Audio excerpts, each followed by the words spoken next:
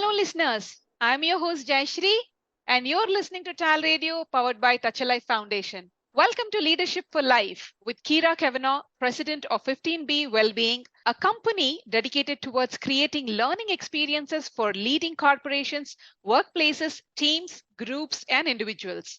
Because they believe that no one should sacrifice well-being for performance. In today's interview, we are going to focus on something that's tricky, complex, and easy at the same time. So, why am I saying that? Because we are talking about integrity. Integrity is the core value that every single living being should have, is what I can say. It's not just humans, because you see a lot of wild creatures, animals displaying integrity at times. So you definitely feel that value there. So we are going to talk about how one can act with integrity in leadership roles and in roles where they are responsible for many people along with themselves. So here we have Kyra for you all. Without any delay, let's welcome Kyra onto our show again. Hello, Kyra. Thank you for being with Hello, TALRadio again. thank you. Hello, Jayasree, and hello, everybody. It's wonderful to be with you. I just must say to start out, I love how you brought in the wild animals. That is incredible. Oh, I've never thought of it that way, and I just have the most beautiful image. It's a beautiful way for us to start this conversation today. Thank you. Wonderful. Thank you so much for saying that. So, to get started, I'd like to ask you for your opinion first. What does integrity mean to you personally? And what steps do you take to maintain integrity in your professional relationships? Mm, thank you. What a great place to start. So, to me, I was thinking today, I haven't even looked up the definition, the dictionary definition of the word, because I feel so strongly about this word. And the way that I would explain it, I love how you said it's both complicated and simple, because it is. With some of these words like integrity, oh my goodness, it can feel so big. And how do I, as a human being, even begin to approach this idea of understanding what it is and how to live in it? So here is how I define it very simply. It's to be in alignment. So if we think of ourselves, let's go back to nature. You mentioned wild animals. Let's think about trees. When we think of a tree is growing upright toward the sun. Now, sometimes that tree is an undergrowth tree. So it's a tree whose job or role is to live in the filtered sunlight of the taller trees. Sometimes those trees will move. They're growing upright, but they'll adjust and shift and grow, understanding their job is to reach the sun. So I think about integrity in the same way. That undergrowth tree isn't going to be the big tall tree. That's not its job. But its job is to remain rooted and grounded in the earth and to remember its purpose. So when we think about ourselves as individuals, I think of myself being in my integrity, you being in your integrity. First, we must understand what is our purpose. What do we value? We did a podcast, we did a show on values. So to be in integrity is to live in that purpose, that mission, that understanding that we have of who we are. From that place, then, from understanding that strong center line, we have the opportunity then to understand when we're stepping outside of that alignment with ourselves, or when we're just learning and growing on our way to finding the sunlight. And so the way I think about integrity is to think in terms of, am I acting?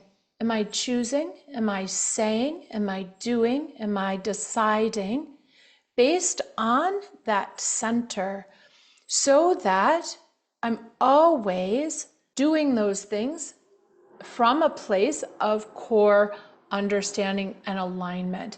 with who I truly am and how I want to be in the world. Beautifully said. And my second part of the question, what steps do you take to maintain integrity in your professional relationships? So I am always thinking about that gap.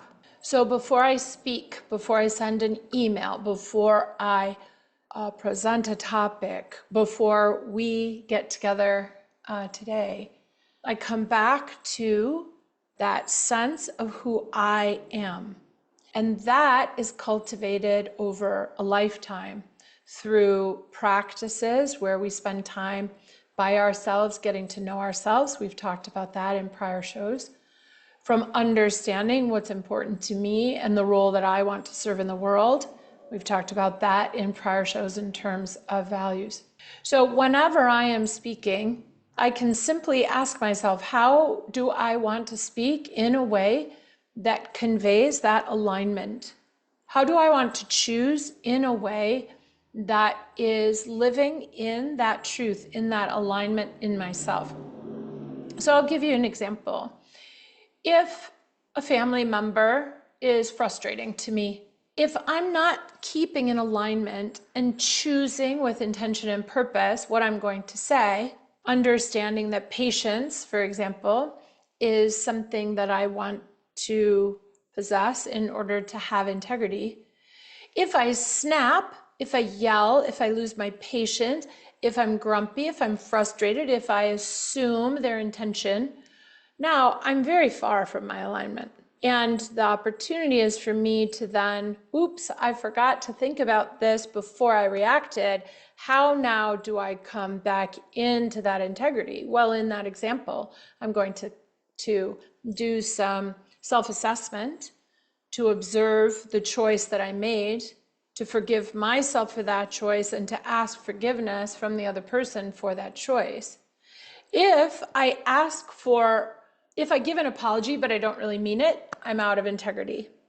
So it's about proactively choosing and then reactively recognizing when I have not chosen from a place of integrity. Another example might be telling a little white lie, or gossiping behind someone's back, or making a choice that was good for me, but at the expense of someone else. We have these choices, these things we can do all day long, and there are lots of them. So when we're staying in our integrity, it gives us like a compass or a roadmap so that we're always coming back to a place of conscience, of asking myself, did I act in my integrity with that choice? Having the courage to ask that question and then to be able to make amends and to be able to make better choices in the future. Makes absolute sense.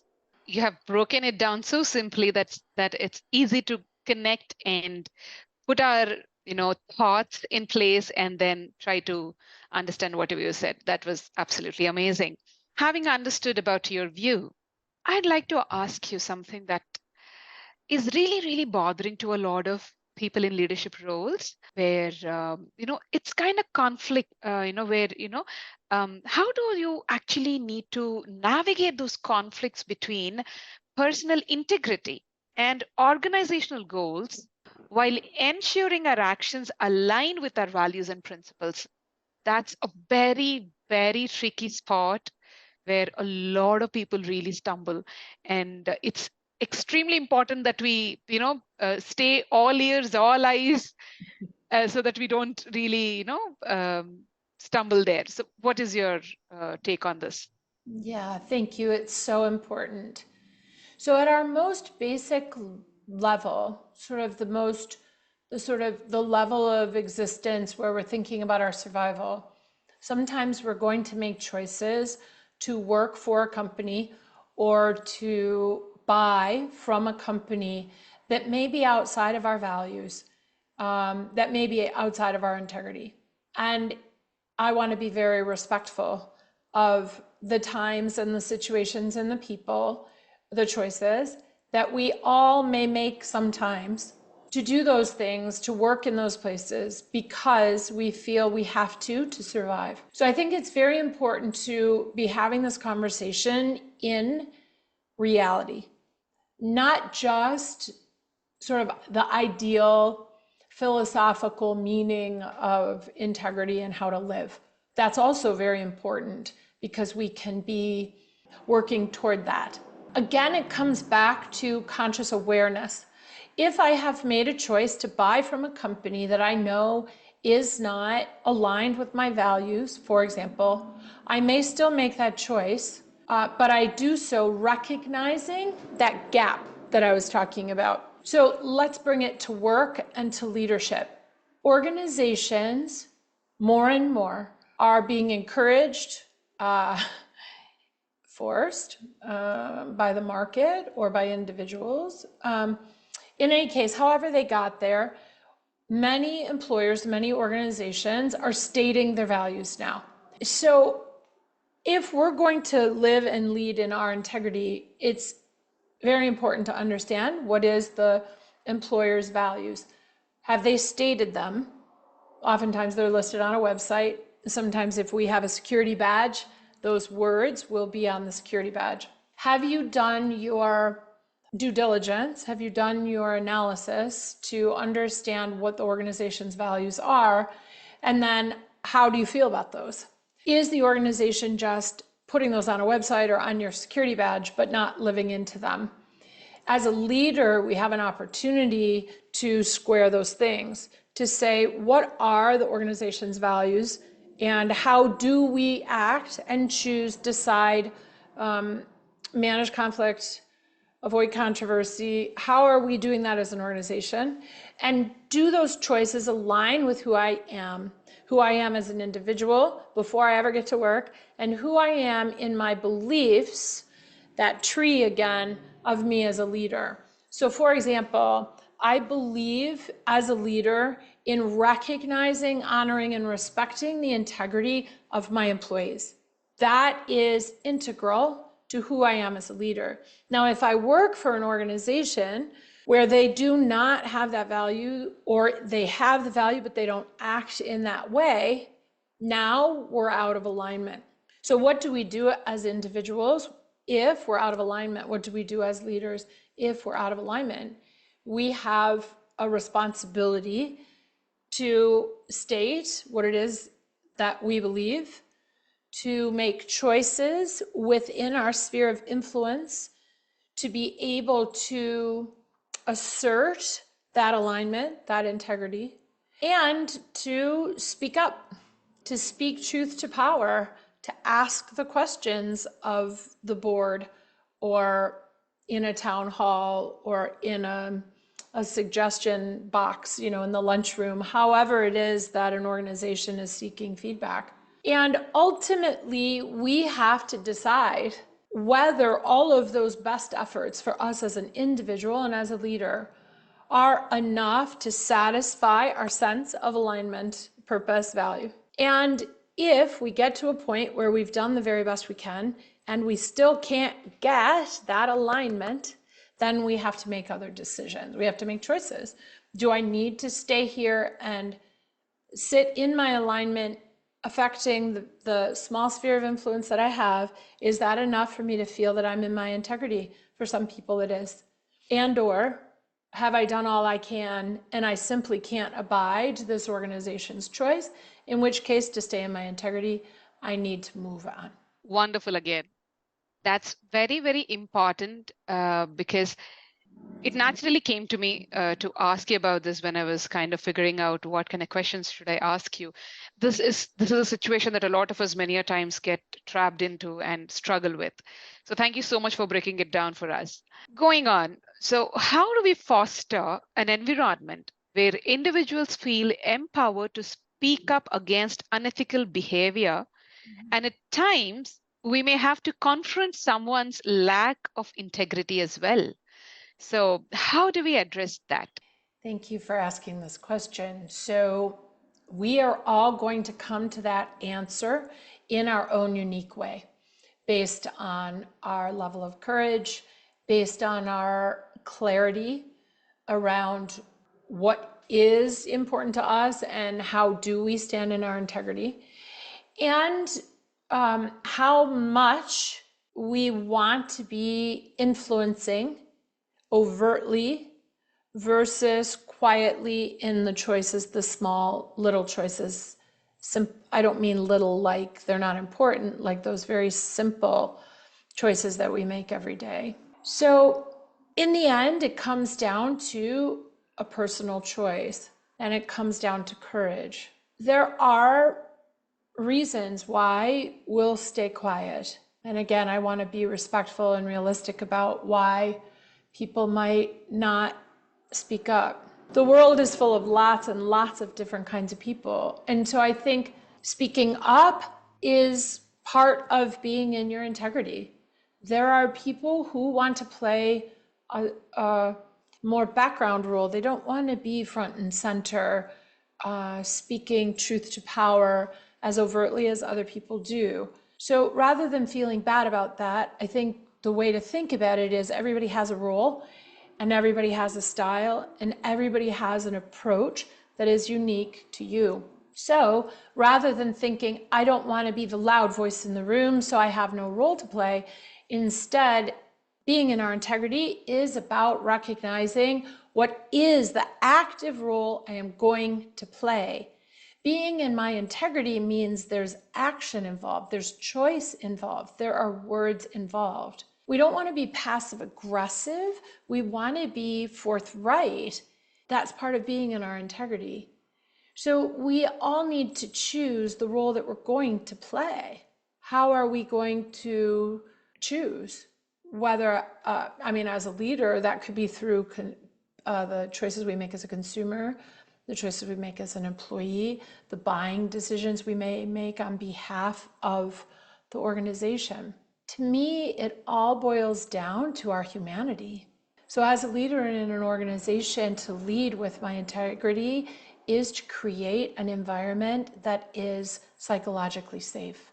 Dr. Amy Edmondson, who is a Harvard professor and researcher, has done the seminal work on psychological safety. And as a leader, we must learn about the tenets of psychological safety, and we must create an environment where everyone on the team, everyone in the organization, no matter their style, no matter what role they want to play in speaking up or submitting feedback in a written form or whatever, a good leader is going to recognize the research that shows that when we create psychologically safe workplaces, people are more likely to speak up. They're more likely to feel safe in saying what is in their integrity. And so creating that kind of risk-free environment and recognizing that diversity of experience, diversity of thought, diversity of approach, when expressed in a psychologically safe environment, creates amazing results. And that's what this professor has been able to show. That's wonderful. Extremely wonderful. And this makes it a lot more easier to understand the other person's perspective and, act accordingly. So thank you for that. Yes. Moving on, what strategies do you use to encourage integrity within a team or organization during your coaching sessions or during your seminars? Because this is, again, a very, very important concept, because it's not really enough for us alone to be, the way we want to, but to succeed as a team and to get that utmost potential out of your team, it's important that you develop these traits in your team members as well. So what strategies can be used here? Yeah, so I've done a lot of work in this space. And what I encourage first and foremost is that the team gets together and identifies. It might be a team of 3 people. It might be a global team where you've never actually been together in person. But we've got to get together as a team and identify what are the core values of our team so that the team can live and work within that true north, that integrity, with that compass. Now, it isn't enough.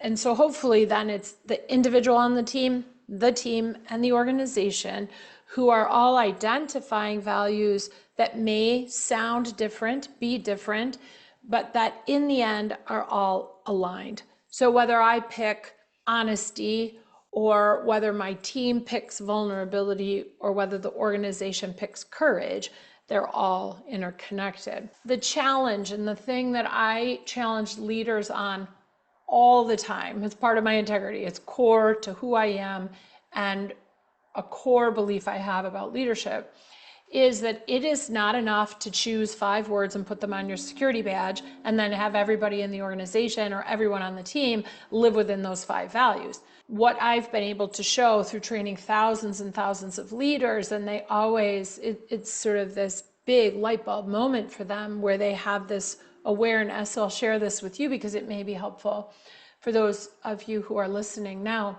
If I suggest you, let's pick honesty. We're all going to be honest in the work that we do. If I go around and I ask 5 of you, what behaviors demonstrate honesty, demonstrate the integrity that we all agree we're going to have around honesty? People may say 5 different things if I ask 5 different people. So someone might say, honesty is about raising very big, what could be potentially crisis level issues when we become aware of them. Someone else might say, honesty is about being able to say when I'm not going to be able to make your deadline. Another person might say, well, honesty on our team is about being transparent about your calendar. Another person might say, honesty is about me being able to tell you how difficult my family situation is right now. So as a leader, it's not enough to just say, okay, let's pick honesty and let's all be honest, because no one's going to say, well, no, I'm not going to be honest. There isn't a person I've ever met in working with thousands and thousands of people who've said, wait a second, I don't think honesty should be our value, right? So leaders and team members need to work together to identify the specific behaviors that represent integrity around that value. Does that make sense, Jayasree? Definitely it does. Yes, that's helpful. That's helpful, definitely. And having understood this particular strategy that you have mentioned, there are a lot of challenges that come along with uh, maintaining our integrity, plus all of the strategies that you want to put in place and try to work with. So, what do you consider the primary challenges to maintaining integrity in specifically today's professional environment?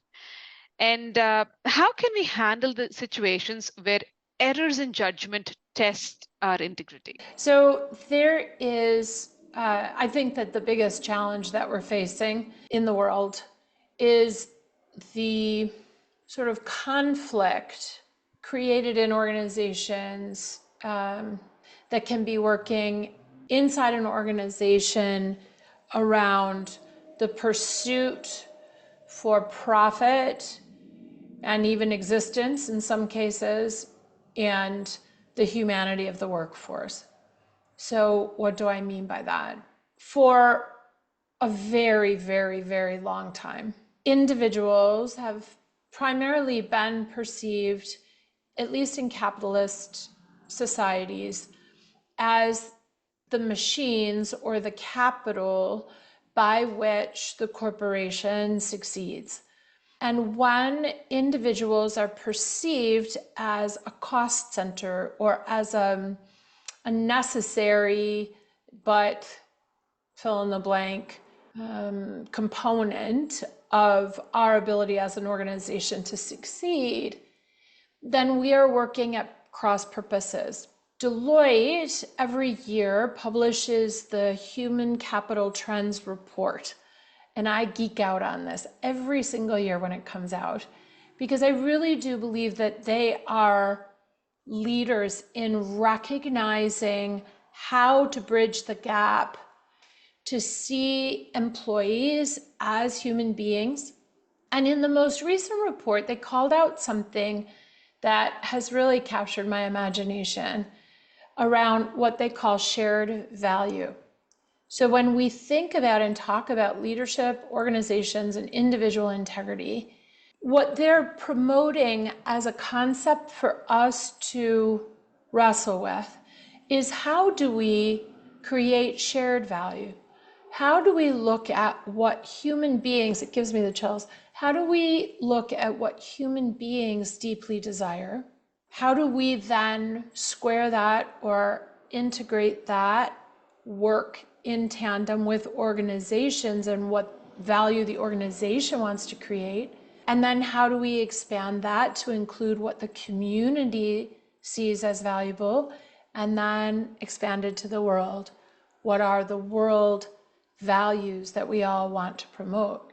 And that is where I think leaders have this incredible opportunity to start dialogue with employees and to understand that our pursuits, our purpose, our integrity, our outputs have so much potential alignment, so much opportunity to do such good for our communities, for our families, and for the world.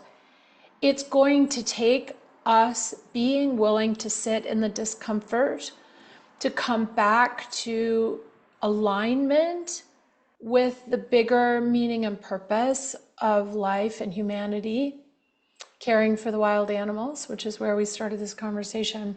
So I do think it's going to take time, but I think for any leader who's listening, to really challenge yourself to say, maybe I've never even thought about how I can, as a leader, engage the individuals on my team to start having conversations about, what do you value? Why do you come to work? How would you live in your integrity in the workplace? How can we, as a workplace, create and live in the integrity of the needs of our community, and so on and so on and so on, until we serve the needs of the entire planet? That ultimately is the integrity work that we all are being called to do in this world today. Incredible, purely beautiful. I love the way that you have incorporated all of this, the nature, the inner self, which is again the reflection of nature, so beautifully. And I really admire you for that, Kyra, because all our conversations are really wonderful, so beautiful that I really feel blessed to take all of this information and absorb it into my brain and soul. And I definitely love to live by that. Wonderfully explained. I have one last question. I know we're a little over the time, but this is the question I really, really want to ask you. And I really feel that our listeners are going to benefit a lot from the answer that you're going to give for this. So if you're comfortable again, can you describe a situation where you had to balance competing priorities while still upholding your integrity? And also explain how our listeners can learn from it.